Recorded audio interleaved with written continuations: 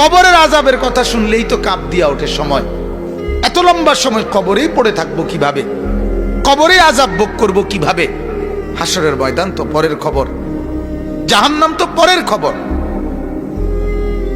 আহা, খামখেয়ালি আমরা মনে করি, অনেক মানুষ আছে মনে করে আর কি তা, নাহলে কিছুদিন ফিটবো আর কি।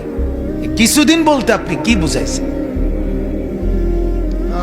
কিছুদিন মানে কি 2 বছর? কিছুদিন মানে কি আপনি 14 বছর বুঝছেন? এটা কি বাংলা আরে রাষ্ট্রের আইন যে যাবজ্জীবন মানেও একটা নির্দিষ্ট সময়, এটা কি এই জেলখানা ভাবছেন আপনি? এই জন্য আমরা প্রত্যেকেই, আমার কথা হলো এটাই, কেউ না ভাবুক, আমি ভাবি। কি বলেন?